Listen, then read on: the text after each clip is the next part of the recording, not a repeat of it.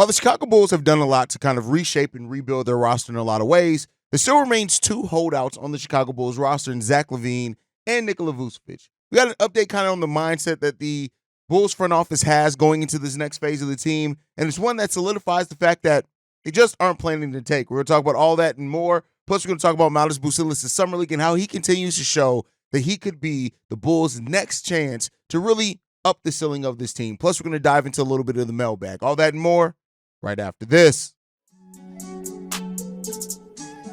You are now tuned in to Chicago Bulls Central, your number one place for all Chicago Bulls news and content.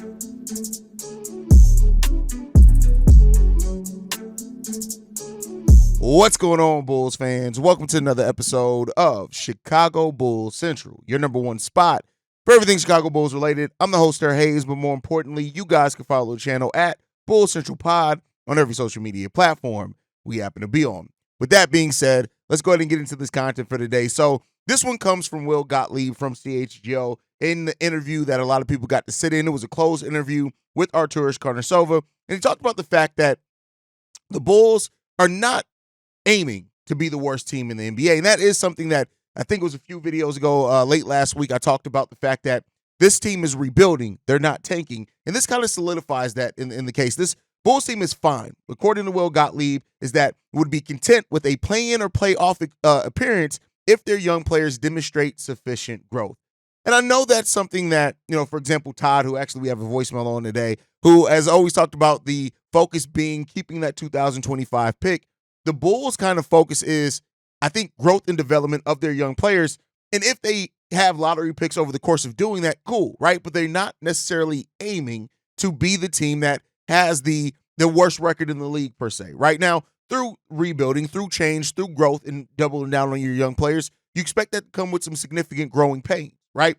When you look at the team and how many clutch games the Bulls were in last season, and how many of our wins came in clutch victories out of their 39 wins, there's a lot of reason to believe that this Bulls team is not going to be one of the best teams in the Eastern Conference, right? We already know that. But if this team does see significant growth, especially with a point guard like Josh Giddey, if he gets back to what he was at one point, sets up, creates the offense really good for other players, it is going to put this team in a situation where they could play better than what people are expecting. Then when you add in the fact that Zach LaVine, Nikola Vucevic are still on this roster, there's enough to believe that the Bulls aren't going to bottom out. That doesn't mean that they're going to be one of the best teams.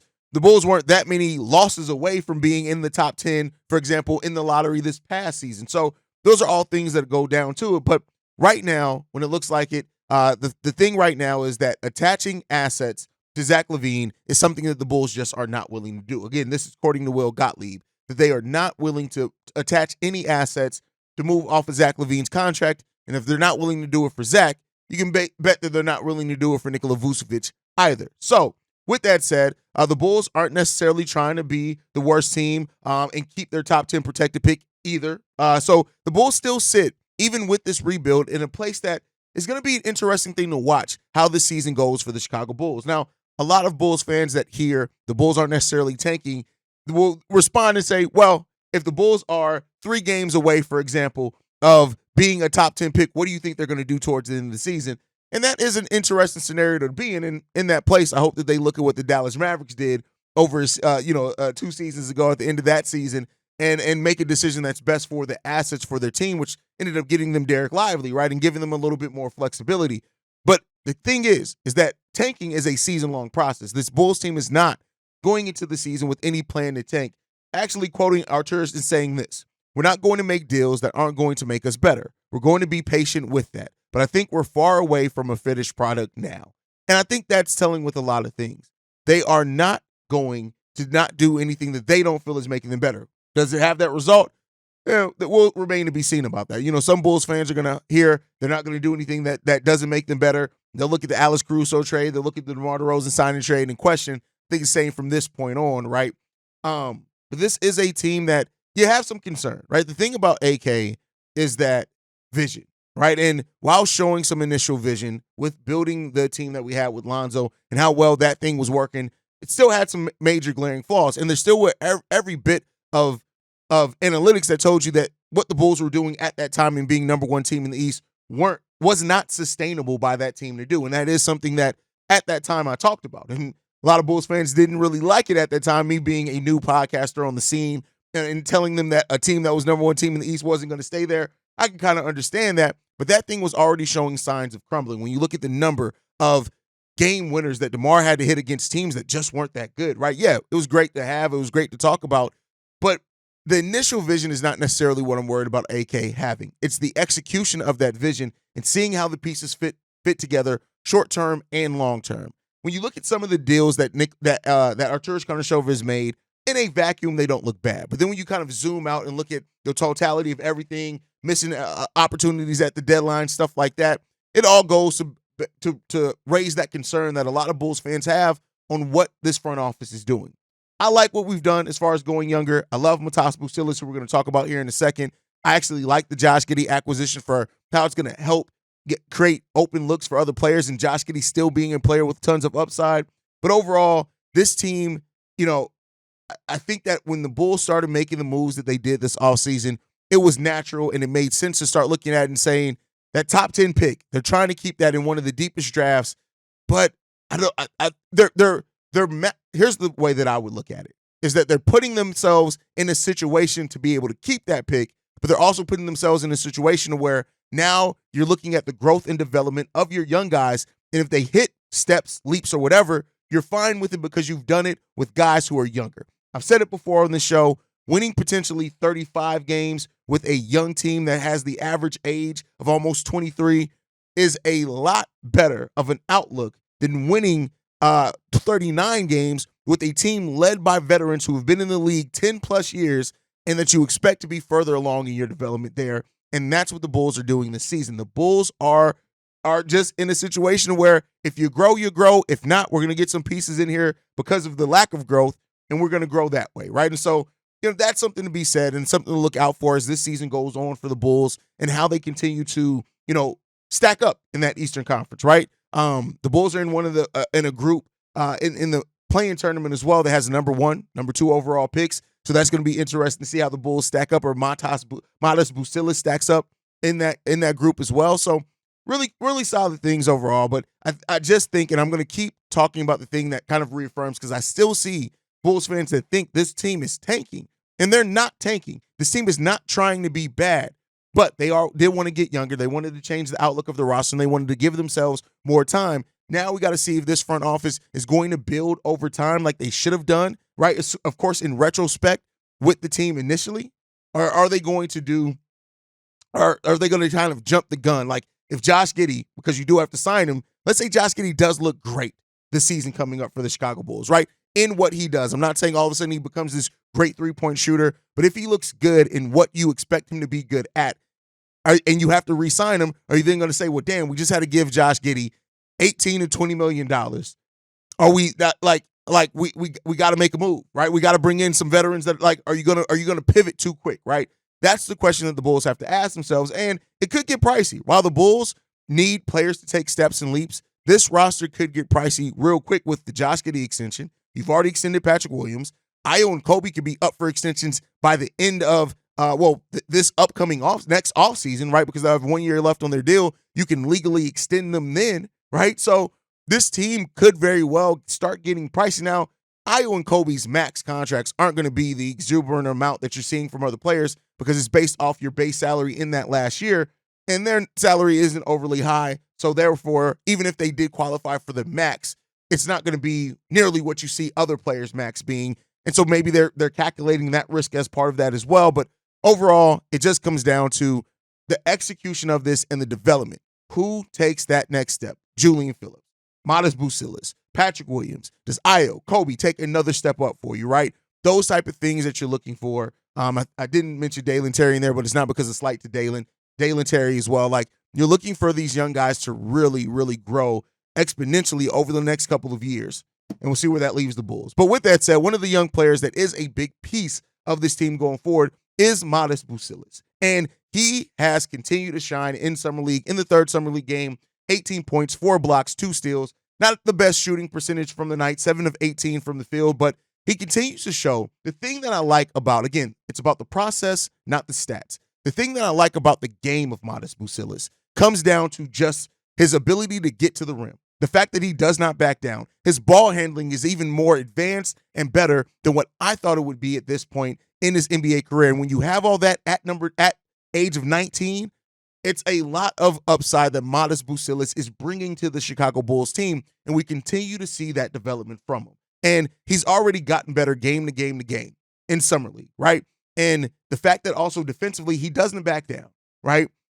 Is still a player that is going to have to put on weight. He's going to have to grow. He's going to have to develop for sure. I still see him more as a 3 right now, and probably going to be that for a couple of years, and that's perfectly fine. But when you look at the athleticism as well, the athleticism that Matas Buzelis has is something that is, I know that he had a 30-inch vertical or 40-inch vertical. I've read conflicting reports in the draft combine, which is great, right? But it's the quickness in which he does it in. He has that quick first leap that it catches players off guard. Now, again, he's not playing NBA competition every single night here, of course, in the Summer League. So when you get to the league, you want to see how that's going to go. But I've talked about how it's important that Matas Buzelis turns into something, right? I'm not saying star player. I'm not even saying superstar level, but turns into something. And when you really look at him, the comps to Franz Wagner aren't bad at all. He's younger, more athletic for sure, and I would say has a higher upside than Franz Wagner. But if he ends up developing into that type of player, that is exactly what you want at pick number 11 with tremendous upside. And Matas Buzelis understands that as well. When you hear him talk, you hear from Matas just the confidence, right? Saying this, I think I can do everything. Rebound, block shot, score the ball. I can pass the ball. I feel like I can do everything on the court, honestly. That's a great thing for it. And he's also understanding that what he's doing here isn't the goal. He still has to prepare for what's coming in the NBA. Another quote from Matas. You can get exposed really fast out here. So you have to be ready every day. And if you're not 100% energy, you're going to get whooped. I don't really say anything nice to anybody. The edge, the mindset, I can wax poetic about Matas Buzelis for a long time because he brings the intangibles, he brings the mindset, the stare down that he had after that dunk. When he looked in that video in slow motion, the side view, it was great. But the thing that also that I am looking at and think that Matas can bring to this team is competition. And I think that if you pair Matas Buzelis with Patrick Williams and you have those two guys go against each other every day in training camp, I think that could be a big thing for the Bulls because I think Matas' shit talking will help Patrick Williams kind of come out of his shell some as well. But also the physicality, the physical, the size that Patrick Williams has will help Matas Buzelis get ready for that for NBA bodies, right? So I like that aspect of it, and I do think that there is a world in which Buzelis and Williams turn into a nice forward duo, whether whoever plays the small forward, whoever plays the 3, whoever plays the 4, right? And I think that passive nature that Patrick Williams has at times too, Matas is going to be somebody that talks a lot of shit because could you imagine Matas Buzelis with like the body type of Patrick Williams, like the mindset that he has, he'd kill people on the court. So I think that when that's another aspect that it's an intangible aspect, but you look at that also. But Buzelis he continues, like I said, the way that he slices through defenses, man, if he brings a fraction of that to this Bulls team that lacked off-ball movement and off-ball creation, with a point guard like Josh Giddey that does find the open slashing man more times than not, I keep saying and using this phrase, this is going to be a fun brand of basketball that the Chicago Bulls play next year. We'll see how successful it is in getting wins. I personally expect that this is going to be a Bulls team that is in a lot of games, especially towards the end of the season after they've had time to kind of grow and understand each other, but they may just not have enough to win some of those games as they're looking to, they're finding their closer. They lost their closer. They lost that type of thing. And even in Zach LaVine returning, he's never really been a clutch type player, right? He's had those moments, but never really been it consistently. So it's not that everything fits together seamlessly because it still doesn't. We still got to see how this dynamic between Kobe White and Zach LaVine being the 2 and the 3 more likely is going to work, right?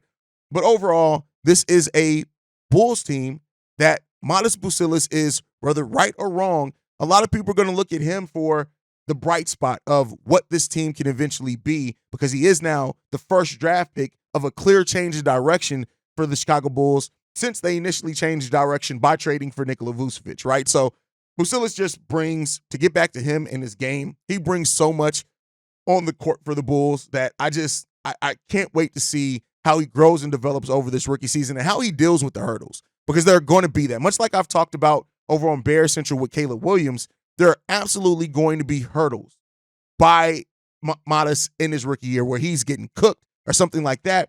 But he has the type of mindset that you expect him to learn and grow and develop in that time. And so, hey, listen, getting some more of that dog nature here for the Chicago Bulls. That's what we need as a team. That's what we need as a franchise. And I like the prospect of Matas bringing that here to this team. But let me know down below, guys, on the YouTube side, how have you felt now by this time of seeing Matas Buzelis in the Summer League? How has that kind of either changed or reaffirmed or solidified whatever view you had on him after the Bulls drafted him? Let me know all that down below. Now, with that said, we got a couple of voicemails. Of course, with Summer League going on and stuff, we keep getting voicemails, so I'm trying to trickle them in during the regular daily episodes as much as I can. This one's from our brother Corn. Hey, what it don't do, King? It's your brother Corn, man. Let's get right into it, all right, man? Hey, man, I just got through watching USA versus Australia. I got something to say to Bulls Nation. Stop hating on Josh Giddey. I repeat what C-Dub was just saying. Stop hating on Josh fucking Giddey. Like Haize said, sometimes I am a prisoner of the moment. It's not my fault. It's my team's fault. It's the goddamn Bulls and Raiders' fault. You know what I'm saying? Shit. You want to talk about the Raiders? We ain't won championships since 1983. I wasn't even thought of. You understand? I was born in 87. I wasn't even thought of the last time we won a championship in the Raiders. And Bulls, we all know when the last time we won a championship with the Bulls. So all I got is moments. As a fan, all I have is these simple moments. So yes, I do be a prisoner by the moment.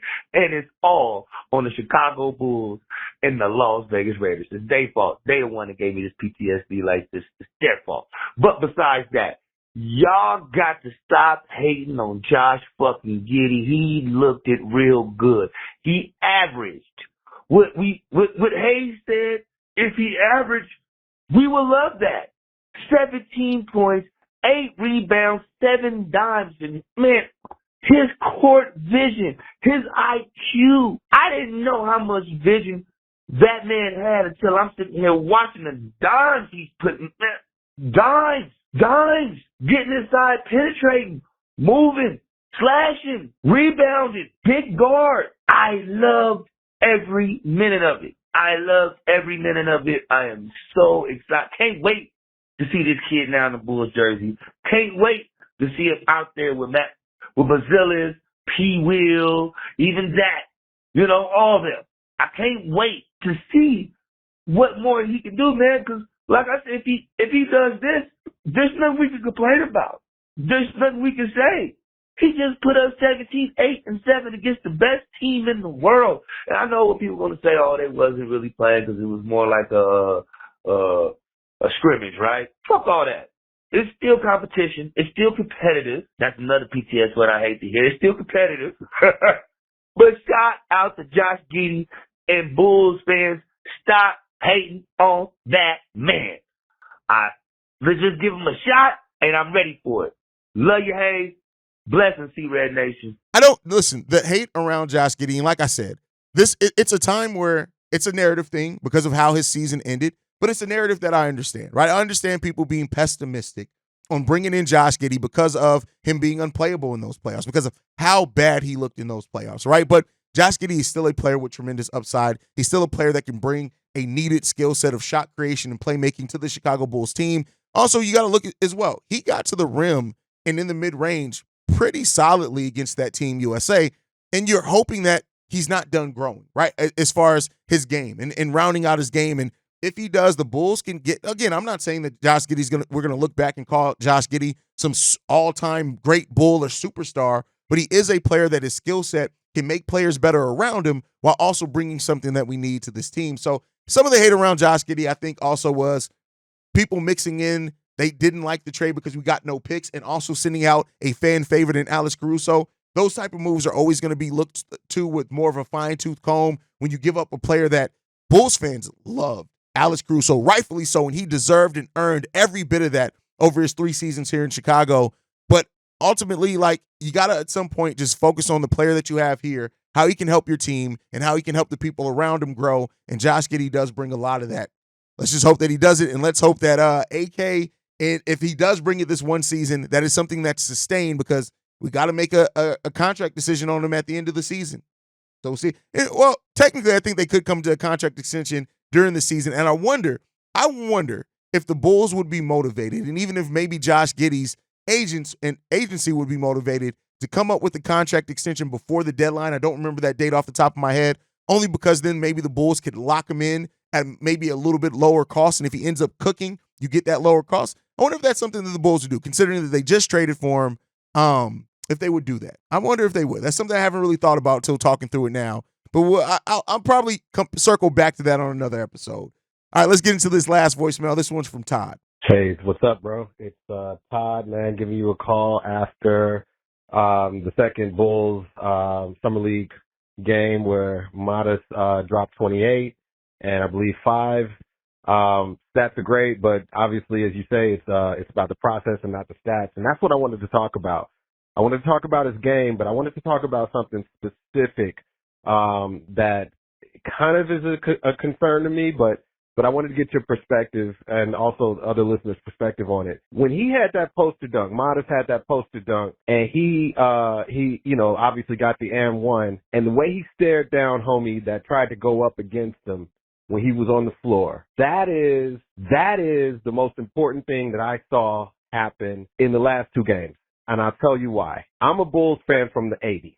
I went to Beasley Academic Center, same school that Rose went to. I went to Kenwood Academy. I am from the South Side. We talk about Chicago players and why they are important to Chicago and to the Bulls. It is not because of their skill set. It is because of their heart. And this is the thing that I do not think Arturas Karnisovas nor Mark Eversley understand about this city. It is about our heart. And what I saw in that play represented everything I need to know about Matas, is that it is about the heart. He's got the dog in him, but more importantly, he's got that killer in him. This is why we love Joakim. This is why we love Jordan. This is why we love Rose and people like Kirk and others. They got that killer in them, regardless of, obviously, Jordan, the greatest ever, but, you could go all the way down to like Kirk and others, Taj, others that have lesser skill set, but they still have that heart. What we haven't seen, I believe, over the last several years, though we've had a team of nice guys, which, I love DeMar as much as everybody else. He's a nice, great guy, but we haven't had no goddamn killers. And I feel like what we have here is killer in Matas. So my question to you is, do you think over time, being that we're seeing that with an 18-year-old, that he can that spirit overcomes what I believe Arturas does, which is fall in love with players and make all kinds of promises and do all this bullshit that he does? Can we get more of that from Matas in terms of culture? And then it comes through in other players, maybe Adama, maybe, Julian, maybe whomever, obviously Kobe and such. But can he be kind of the fulcrum to change it back to what we had with the baby Bulls, with the Rose era Bulls, and obviously with the Jordan-esque Bulls? Do you think that this is the first step into us getting back? Yeah, Matas got that dog in him, period. Buzelis has that absolute dog in him, and I agree with you said that he has that type of mindset and mentality of players that we enjoy and that the city of Chicago loves. And so to answer your question, right, I do think that having a player like Buzelis can help build culture. And that's kind of what I was getting into the second segment earlier in the episode, where I talked about like how he can help like his shit talking and going at Patrick Williams and training camp and in practices can help both their development. It's that type of thing. But Matas has to be good. That's the thing. You can have that dog in you. You can talk some shit. You can have some of that edge, but you have to end up being good. And if Matas Buzelis is good, that's that. And I'm just saying good. That's not to say if he ends up being great or even more than that. But if he's good, absolutely he can be a culture builder here for you in Chicago and help kind of that mindset and that team dog mentality that you want. Because one thing about Buzelis, at least from what we've seen so far, he ain't going back down. He's not going to not talk shit. He's going to do that, but he's also somebody who is focused mostly on winning, right? It's not just about going out there. He'll go out there and put 20 on your head, but he's doing it because he cares about winning. It's not because he cares about the stats. He like, oh, I need to go put up 20 on there to have a night. No, it's because he wants to win. And if he can score 12 and we can get a win, he's going to do that too. And he's going to help and support his teammates. Buzelis seems like a nice building block. We just got to make sure he's going to be good at the NBA level, and all that yeah, he can definitely help build the culture of this team, Todd, and I expect him to. But guys, thank you so much for tuning in. Make sure you guys are following the show at Bull Central Pod. You can send us any feedback, questions, comments, concerns, bullcentralpod@gmail.com. Lastly, if you want to leave a text message and or voicemail for the mailbag, the number to do so, 773-270-2799. We are the number one spot for everything Chicago Bulls related, and that's thanks to you guys. And like I like to end every episode on, go Bulls. Love you guys. See red if you can, y'all. Peace. This has been a presentation of the Break Media.